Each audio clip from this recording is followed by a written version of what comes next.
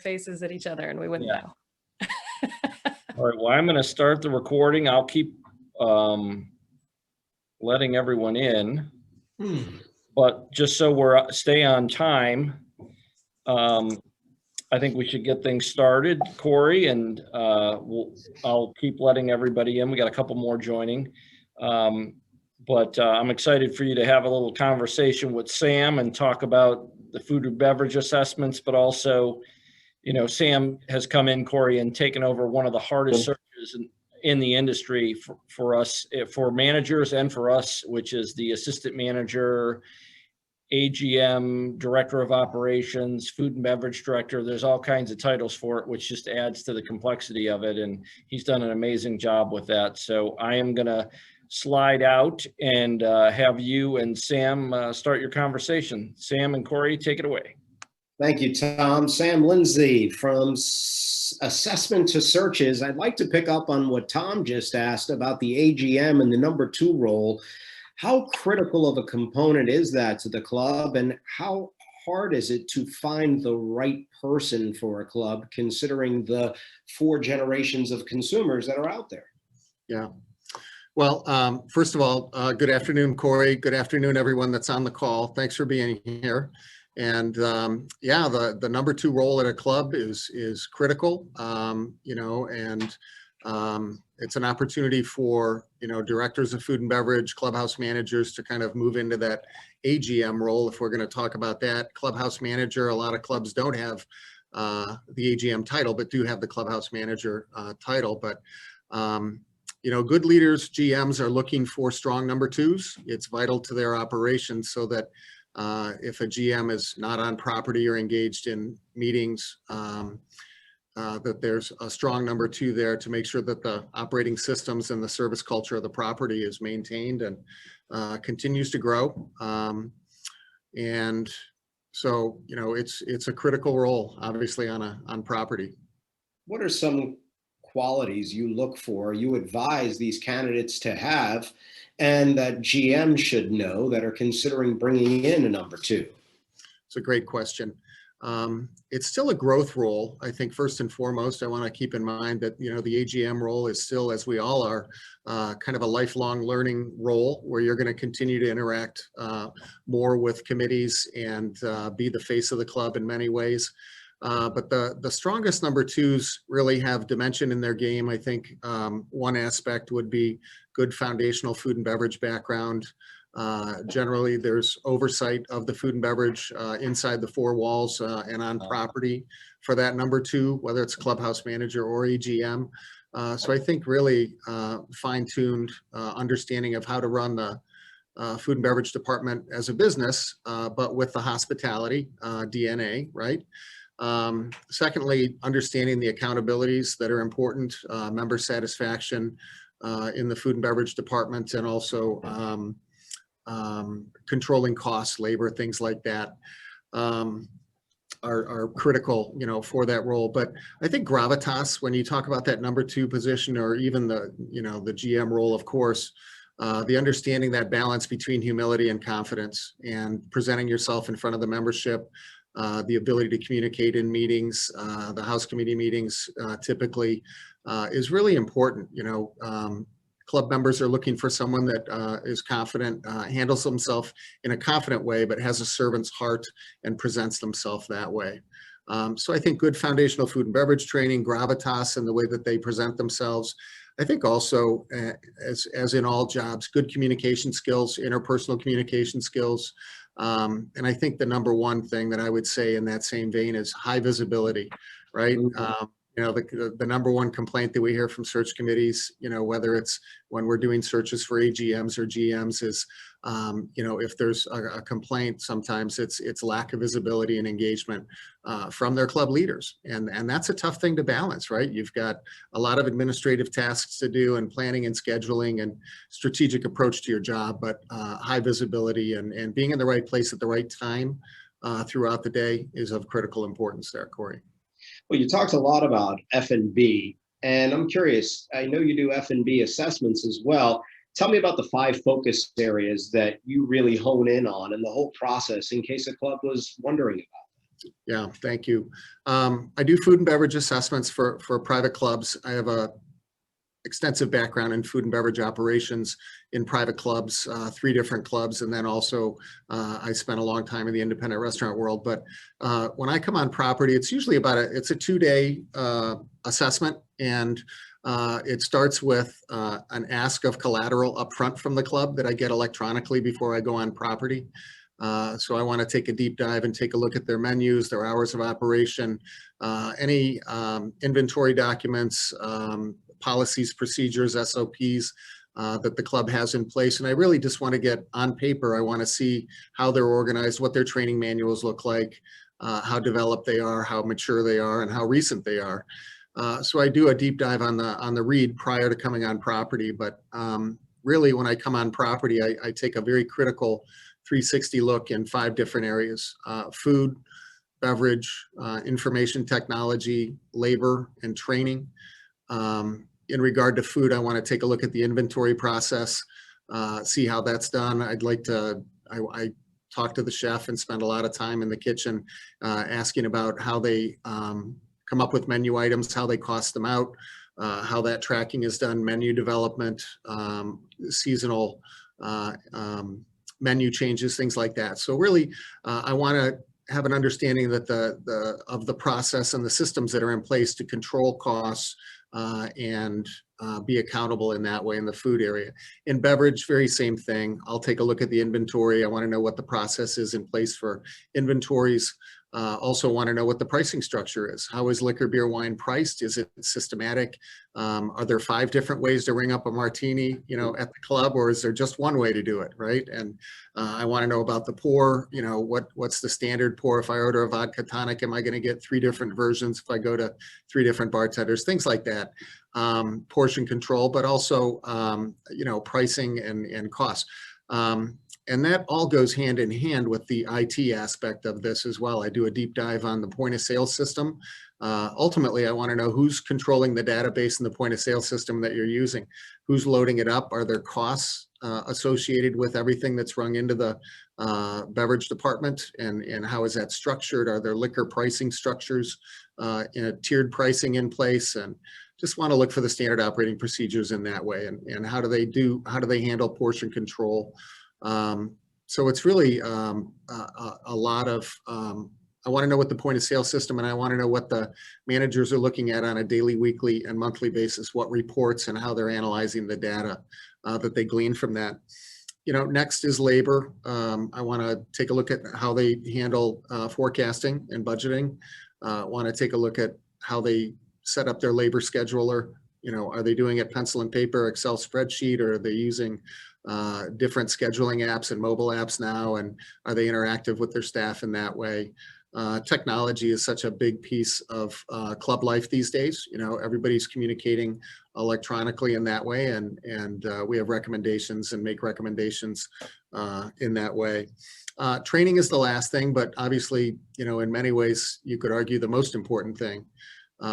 So it's not only training, it's really, it's recruitment, it's selection, it's onboarding, it's training, it's continuing education, recognition and retention. I just do a deep dive in all those areas and really see what systems are in place in clubs, and then make recommendations for them that will fill in the gaps and highlight the things that they're doing correctly, and look for ways to support them and opportunities to grow. So it's a very powerful tool, and I finish up with a full recap, and I give them process and procedure in each one of those areas as deliverables back to the club, so they can keep it with them. I've got a very robust set of spreadsheets and documents that can support all of the information that we provide back to them.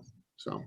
Well, with F&B also goes along with those 5 pillars, service. So talk to me about the service culture elevation that you provide and what that process looks like, because I can see where that's a hot commodity. That's a fun one. I'll give an example. The Country Club of Rochester 3 years ago contacted our firm and said, we'd like to elevate our service culture throughout the entire property.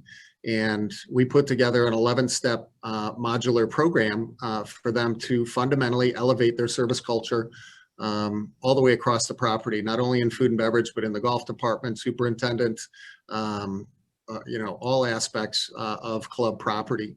And it really was broken down into 3 different areas we had a foundational piece, and I'll talk about that in a second. Memorialization was the second piece, and then the third was an employee life cycle focus.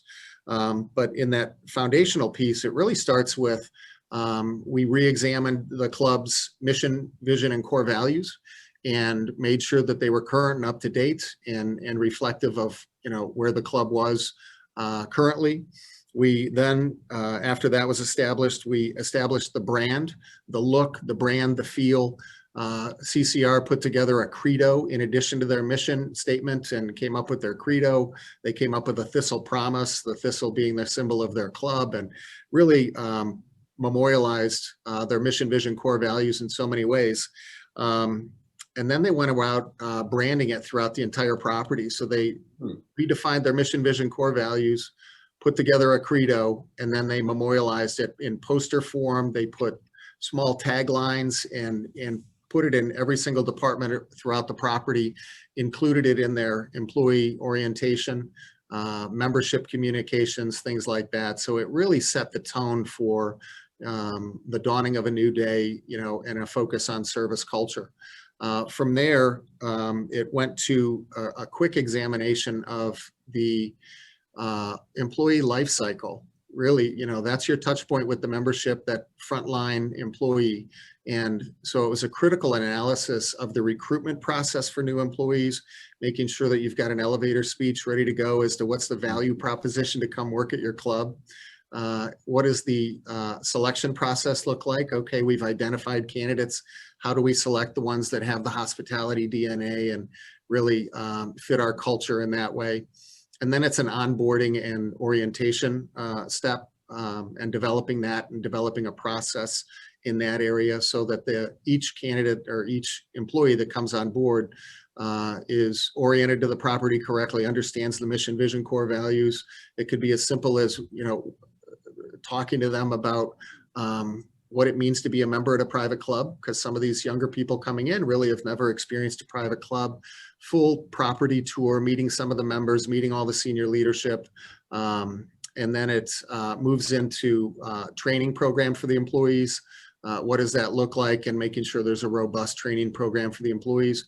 And then from there, it's recognition and retention. What are you doing as a club to elevate the value proposition for the staff and make them want to stay? Do you have a recognition program in place? How do you work on retention of employees and keep them engaged? And then continuing and ongoing education was the last piece of the puzzle there. So we had a successful execution at Country Club of Rochester, so much so that Michael and his team earned the trust of the membership, elevated their food and beverage revenues and club usage. Trust among the members and the staff was extremely high and continues to be. And they've launched 3 major capital campaigns in the last 3 years, specifically because they know they've got a great team in place and the service culture is well established. So, Sam, that was really enlightening, and I can see where many clubs would benefit from the service culture elevation. I want to thank you for sharing that. Also, your information about the AGM searches and the value of finding that appropriate number 2. And lastly, your food and beverage assessment. We could talk a lot longer, but we're in a tight time frame, so I'm going to toss it back to Tom. Thank you, Sam. Thank you. Thanks, everybody. All right, mute yourself. Hello, I'm back. Ted. I think Ted is our next person to connect here with Corey, and I know you're going to be talking about coaching among some other things. We're right on time, and I don't want to hold anything up, so I'm going to slide away and turn it over to Corey and Ted Galleri. All right. Thank you, Tom. Ted, it's a pleasure to meet you. Corey, it's good to meet you as well. Thank you. Ted, from what I've read, CEO of the Detroit Athletic Club for 25 years, a very distinguished career. You're in your 7th month with KK&W. So how has the transition been from going and working at the club to now working in the search industry? Corey, the transition's been very natural. I'm comfortable with it. The first thing every person does when they get in a new situation is to assess the culture. That is, they figure out what's important, what are the relationships like. I found that all so comforting, actually. My experience in leadership has taught me the importance of having noble principles, professionalism at every level, and most importantly, congeniality and mutual respect. Kopplin, Kuebler, and Wallace exemplify the best of these qualities. It actually comes natural to the organization because Dick Kopplin, Kurt Kuebler, and Tom Wallace demonstrate the best of professionalism with a fun, supportive culture. You know, when you see those pictures of those guys hanging on each other, they're actually laughing. So Corey, the transition has been smooth, but that doesn't mean I'm not learning new things. I am being stretched and growing this new line of work, and I'm enjoying it. So based on your distinguished career that you had as a private club general manager and CEO, what advice do you give people who are starting out and or looking to make that next leap? Well, I really make sure my counsel to them is that they have very firm objectives in what they want. That goal that you have is very important. It drives you forward. To make sure they have a lot of relationships with other managers and those that are coming up along with them. They become a support network, and that becomes very important in this business. So I also understand that you've dedicated yourself, Ted, to studying governance and coaching. Why those two subjects, and what are you doing with it? All right, so I do like to learn, Corey. You're referring to my study of human behavior and coaching with the Neuro Leadership Institute, as well as my membership in the National Association of Corporate Directors and certification that I received in board professionalism. The reason I think these areas are important is because the strength of a club is in the quality of its leadership. Our clubs are serious, multi-million-dollar enterprises that are becoming increasingly complex, especially in the last year. A club is best served when there's a real partnership between the board and the GM, and that relationship is only built by intentional effort. We help them really do just that. General managers, they're compelled to think strategically about their club, to think in the long term. Boards hire the GM to not only operate the organization, but to think in the future. A board works best when it is properly informed by the GM and presented with compelling strategic choices. When that happens, the board is able to focus on generating alternatives, deciding what to decide, and in doing so, they do it with a real and demonstrated collegiality, all in partnership with the GM. Our role at KK&W is to help both the GM and the board excel within their specific areas of responsibility and to work together in partnership. So sometimes those lines get blurred, if you will. So how do you help in a situation like that as someone who studied neuro leadership and of course has the background behind the scenes as a CEO and GM? You always have to find out, Corey, what the current situation is. And you have to break it down. You ask a lot of questions. There's benchmarks and best practices that are out there that give credibility for that process. And you look at how in the case of the board, how they're making decisions. How do they bring in information that allow them to really have generative discussions, to think strategically? And what is the GM doing in that role? And again, you begin to break it down and you start looking for areas of opportunity to make what we call adaptive changes, where each adaptive change is a small but important step in the right direction. And every adaptive change leads to another one. So it's a growing process, not only with the GM, but as well with the board. So how do you handle resistance? Resistance, again, you don't tell people what to do. You ask, and you got to get to the heart of it. You help, especially if it is a board, you begin to find out what their issues really are. Sometimes they're about personalities. Sometimes they're actually about a hot button issue. And one of the ways you do that, if it's a hot button issue and maybe they don't think the GM is handling it correctly, is the GM has a responsibility to kind of clear the space, if you will, to deal with that issue, to confront it, put it aside so that the board and the GM can deal with other things. Sometimes it's emotional. Sometimes the board say the darndest things, or people on the board, and it, especially for a GM that's been in position a long time, you know, that can be hurtful sometimes. It can be offensive or whatever. And you got to, what coaching does is you help somebody to put that in proper perspective. They reframe it. They try to name what that emotion is. And once you name an emotion, whether it's fear, whether it's you're offended or something's not fair, you're able to deal with it. If it hangs out there unidentified, it's constantly gnawing at you. So we really try to look at that. In the end, boards and GMs are really trying to do the right thing for that club. That's why they're serving. Well, your title says you're a consultant, coach, and search executive. So how do those three disciplines relate to each other, in your opinion? All right. Well, it's a people business with all key decisions being related and working together. In the end, consulting, coaching, and executive search are all about making the right decision. You know, you might think of it this way. The most important job for any board is to hire the right general manager. The most important job for a general manager is to hire the right team. Both executive search and consulting helps boards and GMs to hire the best person for the job and to be strategic about their choices. Coaching helps the general manager excel by helping them understand how they are thinking and to guide them towards insight for solving the most important issues. In the end, each of these disciplines work together for the good of the club. Do you get resistance to the coaching suggestions? Some people feel, oh, I can't be taught anything. And how do you overcome that? Well, that's an interesting question because I've been engaged by the general manager to coach. It's been by their initiative, and I've been engaged by somebody on the executive committee or the president to coach the general manager. I have not run into anyone yet that doesn't want to be coached. It is not a threatening initiative or activity by any means. It's confidential. Given the person really does want to do the job right, they want to be a professional, they want to have a long career, some of them want to retire at the club that they're at, and they need a new way of thinking. And because of that, they need help, they want help.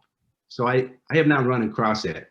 There is something we do that's called a pre-coaching conversation. And that's where I gather data.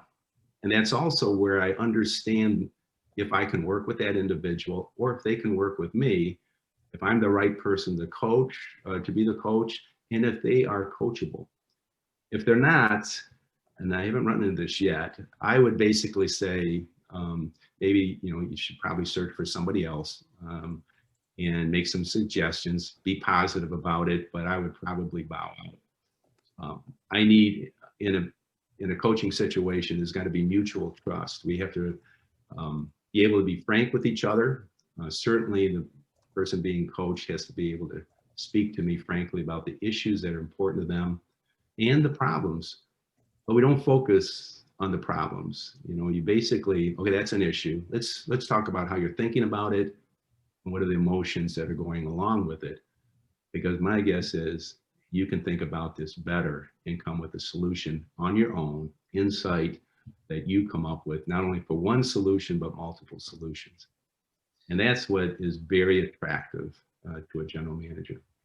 So in regards to many of your club leaders and many of the club leaders and GMs that are listening now, what are some things they should look for if they believe one of their teammates needs coaching? What are the attributes they should be on the lookout for? Sometimes individuals try to solve the new issues, new problems the same way. They're emotional about something. You know, if they feel they're treated unfairly, that's kind of like a broken bone almost. It is gnawing, and it's hard to get somebody off of that. Somebody may need a combination of coaching and mentoring is a little different. When I get into mentoring, I actually acknowledge, hey, you know what, this is starting to move into a mentoring or consulting moment. And I ask them, are you okay with that? Because we'll proceed if you are. If not, hey, we'll just stick to what your particular have on your mind, and we'll work with that. But individuals, often you'll find out they have something emotional that is hanging them up. Others may be reluctant to learn something new. But you can always find out what that issue is. You can find out the kernel of that particular hesitancy on their part. And once you've identified it, just like you identify a lot of the other issues, once you've identified it, you can work with it. So a coach generally is asking a tremendous amount of questions, things that get people to talk, to reveal things. And you don't talk about things they don't want to. I mean, I don't pester anybody on an issue that I read that they're getting emotional about it. I'll ask them, is this okay? Do you want to continue with this discussion? Most often, I haven't had anybody say no. They usually want to talk about it. So as a manager, sometimes that's hard to do with a direct report. A coach can assist in that. You know, we try not to get emotionally involved, although we get to know people quite well. We naturally end up caring for them. That you can't fake that. It's got to be real. And you know, a manager can ask. I'll have a pre-coaching conversation with somebody and give them an assessment, and I'll let the person know who I'm having a pre-coaching conversation with that this is the process, you know, and are they comfortable with it? And if so, I'll reveal then not only to them, but to the GM of whether coaching is a good choice for that individual. Ted, you mentioned emotion a lot, and I like how you said someone treated unfairly, it's like a broken bone. How often how do you teach, frankly, to separate the emotion from the facts? Because has to be challenging for people. Well, you know, there's scientific evidence that you can do a variety of things without getting too much involved with it. You can reframe it. Often, when we think back on a situation, we say, oh yeah, I had that thing really riled me up. I was so upset. Well, all of a sudden, all of your thinking is guided by that emotion. But then a year later, 3 years later, whatever, you're now distanced from it. You think about it and you think, I think I know what I could have done in that situation. Doggone it. I wish it wouldn't have gotten me so emotionally involved. So you can name the emotion. Fear, could be status. The loss of status is very powerful, especially for general managers and those that are rising up, because your status means whether you're going to hold on to your position or be prepared for a new one. So we're very protective of our status. It could be whether we're feeling we're included. That's another important aspect of you know, basically that emotional part. And so in asking the questions, you really begin to focus on what it is that is animating that individual to act in a certain way. And again, once you name it, you can deal with it. Often, when we're in a situation that's tough, we immediately kind of close that off. You know, we say, I'm not going to think about that. Because if I think about that in this particular moment, somebody offends you, whatever it might be.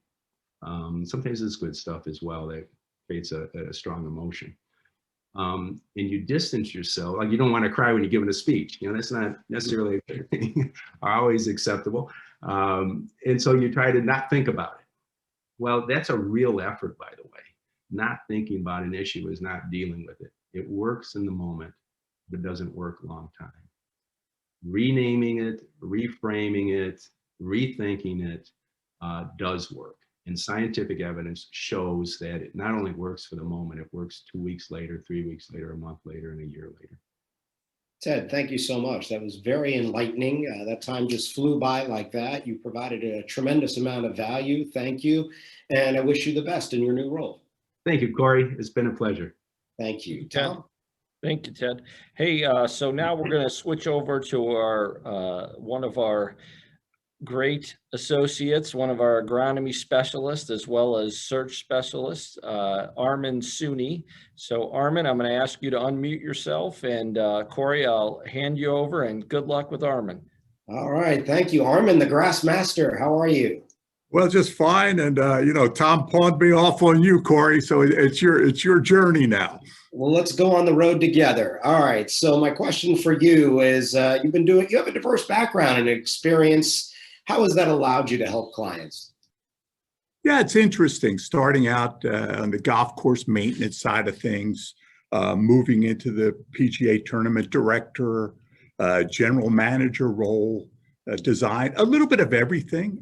It gives me a different perspective on things. And so when I talk with superintendents about golf course maintenance, about positions for golf course superintendents when they're applying for jobs, I'm able to give it a little bit of balance and substance in a different fashion so that it helps them understand where the clubs are coming from, the expectations, and a lot about what makes superintendents successful in what they do. What does make them successful? Yeah, it's interesting. What we see is superintendents that have a global vision, that understand their role in the club. They tend to be much more successful. Superintendents need to understand that, you know, when I went to school at Penn State a long time ago, Dr. Deutsch, Joe Deutsch, he told the class, and it was something that everybody wasn't sure about. He said, your job is 10% growing grass. It was pretty interesting, pretty profound for a lot of people, as well as me at that time. So, and what he was trying to make a point, obviously it's a little bit more than 10%. But his point was that, you know, let's take it for granted that you're going to be a pretty good grass grower, that you can provide golfing conditions, great golfing conditions for your membership. Think about those other skills that you need. And those skills include excellent budgeting. They include great relationships, the ability to be a leader for your team, to be a leader for your club, to work well with the other department heads, to be transparent. And along with being transparent with your management style, to be very visible with your membership. These are the kinds of things that lead to success for superintendents. When is the right time for a club to replace their GCS? Well, I think superintendents need to be able to, like all of us in our careers, I tell superintendents as well as general managers, when you find yourself walking past something, driving past something, whether it's a sprinkler head that's leaking, whether it's a scuff on the wall at the clubhouse, that it's time for you to rethink about yourself and your career. If you're walking past something that would have made you crazy in your first year or two, it's time to find a way to reinvigorate yourself, to take a look at your career and say, whoa, what's going on here? And at that point, you need to decide, do I need a new challenge in front of me? Is that what's going to do it? Is it time for me to move on, to look for a new opportunity, something that will get the blood going again? Or am I going to find other ways? Am I going to find focus? Angela made a reservation for a party of 12 inside. Oh, please turn off your mic, please, whoever's speaking. I wonder what we're serving. I don't know. But Sunday. Excuse me, CJ. CJ Jackson, if you could please turn off your microphone. Or I'm sorry, whoever was speaking. Okay, go ahead, Armin. But I think it's critical for us to be able to evaluate ourselves, to understand ourselves, so that before a club starts thinking that they need a change, that leader, that club leader, and a superintendent in this instance, is able to evaluate themselves and to look at whether it's time for them to move on for a new challenge, a new opportunity, before it catches up with them. So that's the way I look at it. I think we all need to be able to evaluate ourselves and look at ourselves and our performance and make determinations based on that. So if this GC is seeing that, and like you mentioned in that hypothetical, the scuffs, etc., how does a general manager go about approaching a GCS successfully and having a meaningful, purposeful conversation about enhancing their abilities? Yeah, that is the $100 question, isn't it? And those conversations can be very challenging for folks. But being candid is always the way. That team, and when we're talking about this, that team generally includes the general manager, the director of golf or golf professional, the superintendent. That's what I look at as the golf team. That team has to work hand in hand. There shouldn't ever come a time when it comes to this. They should be out in front of this. They should be talking about the issues on a regular basis. They should be looking at the golf course. We've got surveys, and let's face it, whoever's behind the counter at the golf shop hears everything. And that's why successful superintendents always have great relationships with the outside services people, the golf professional. They're hearing about these things.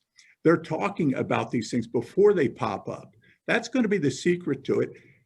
When a superintendent is looking at the play sheet, the assistant superintendents are talking to the outside services people. We're all rowing in the same direction.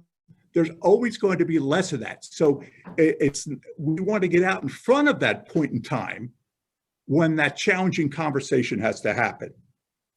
We want to do everything we can to make sure that we're poised for success, and that is communication. Now, superintendents, in the old days, it's much better now, but had a reputation for not being great communicators. That's changing a lot. And as that changes, they're becoming more and more successful. And club leaders look at their superintendent as one of those key department heads. And so it's really about the superintendent embracing the role as a leader at the club. When's it time for a GM to try to find a new GCS, and what are some qualities they should look for? Yeah. Well, hopefully that time is at the retirement party or prior to that.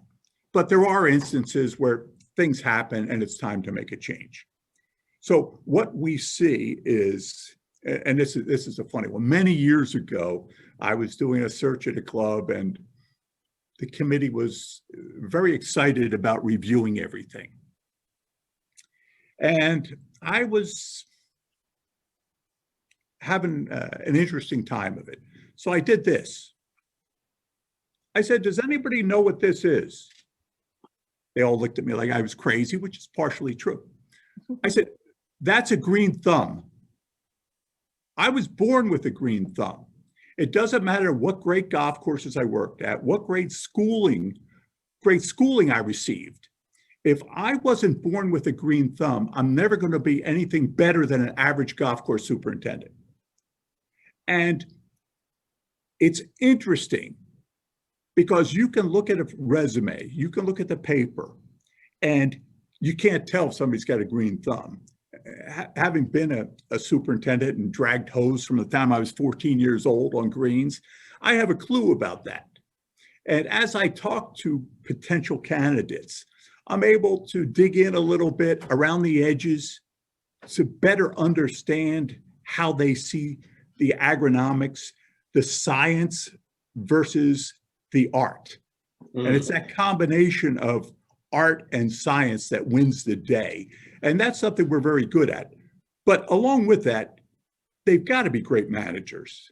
They've got to be able to put their teams together. They've got to be a great mentor for their teams. They've got to be great at recruiting talent. They've got to be great at improving and developing talent among their staff.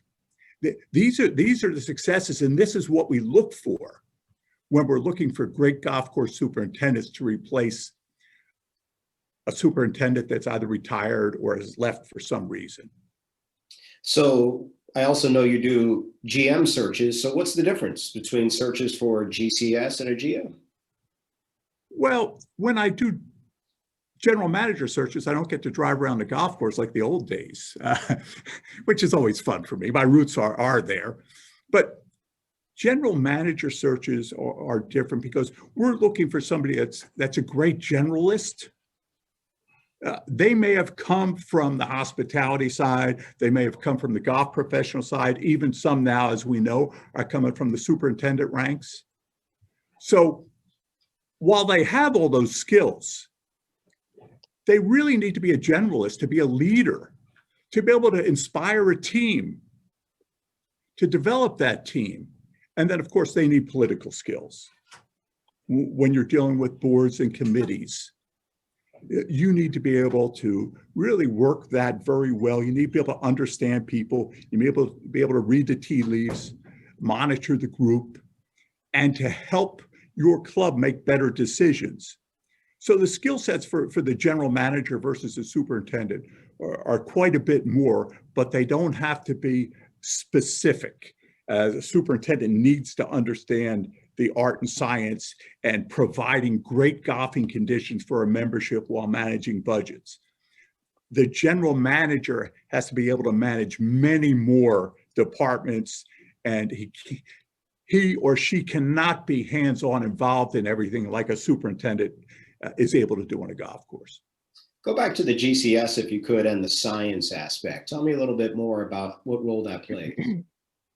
Yeah, it's interesting in that fundamentals rule the day. Just like in every business endeavor or in life. When you get the fundamentals right, all the other finer points seem to work. That all seems to fall in place much easier than if you aren't doing a great job with fundamentals.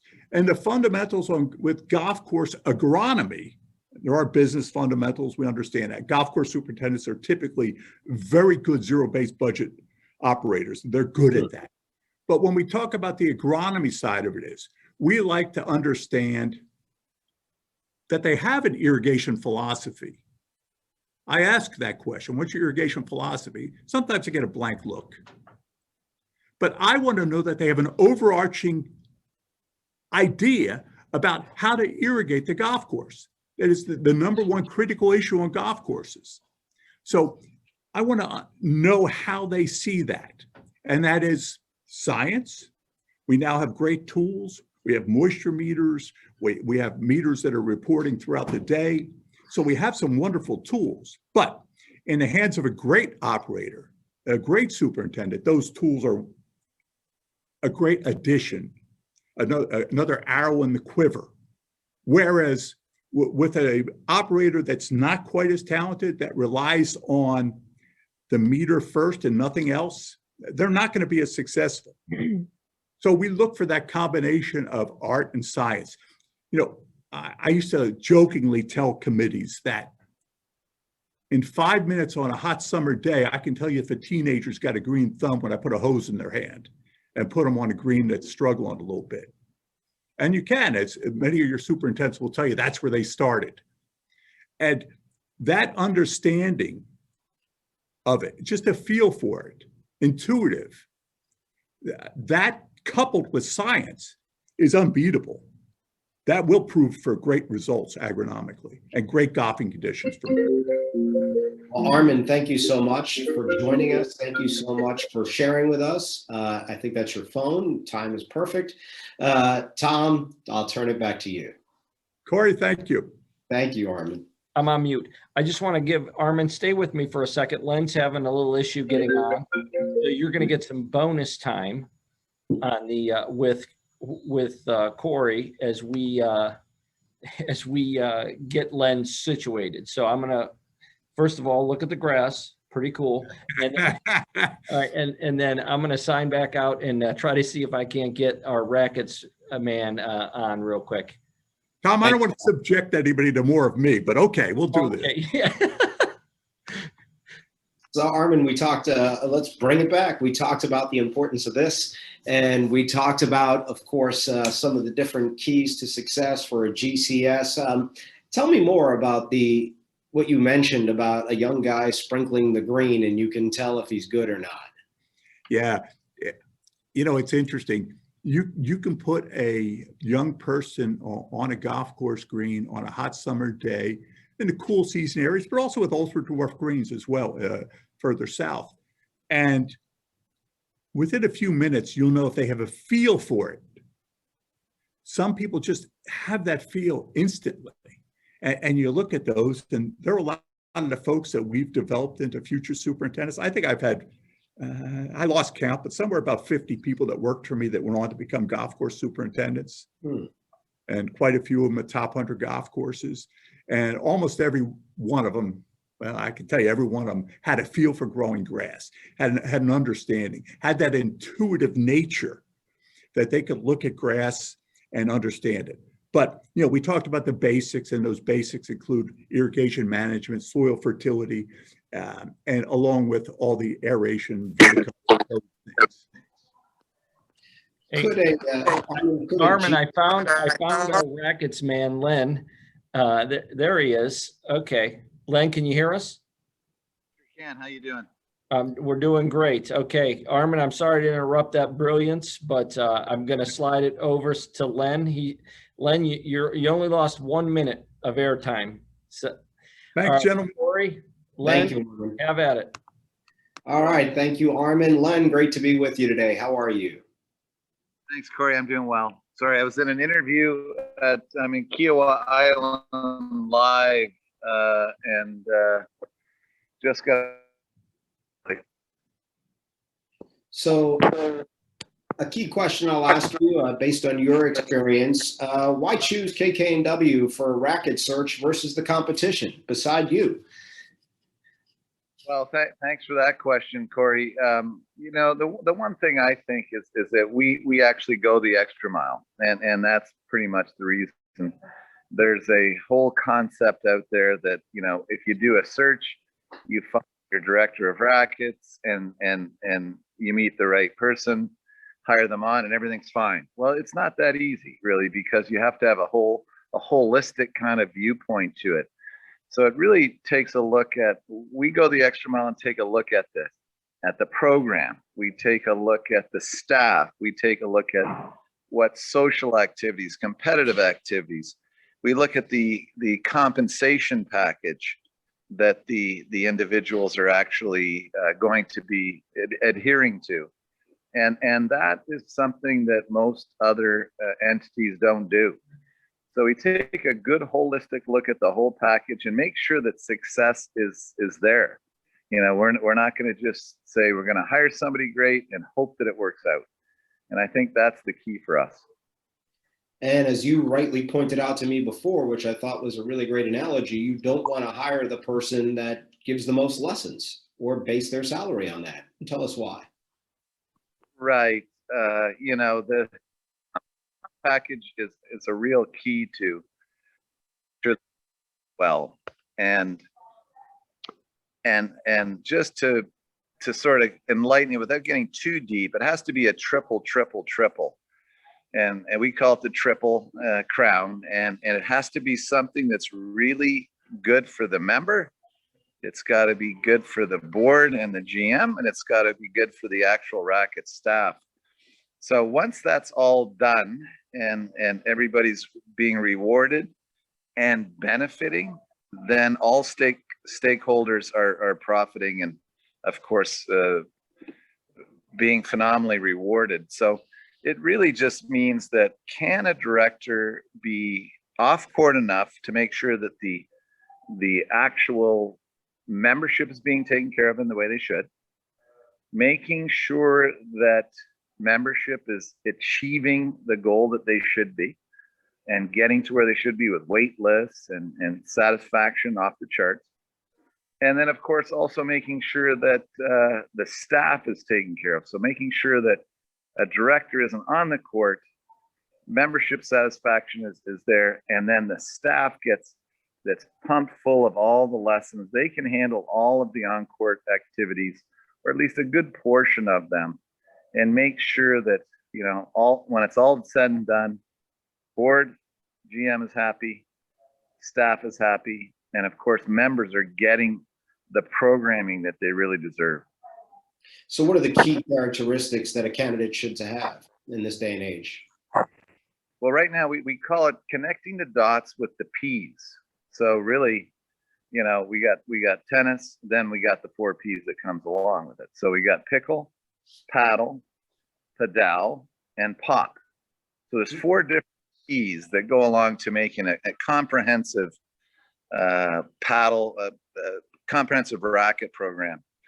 And nowadays, if you don't have that to offer the membership, then you're leaving something on the table. We don't want to leave anything on the table.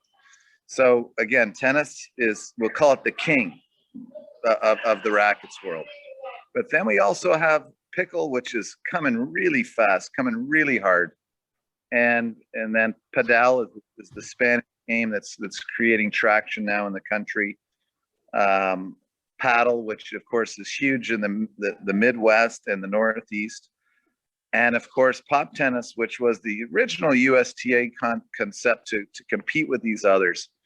But we have to make sure that it's a comprehensive paddle, racket, padel, and pop tennis program along with tennis. It just can't be tennis anymore. So let's make sure that everything is there for the membership to enjoy, and don't fight them.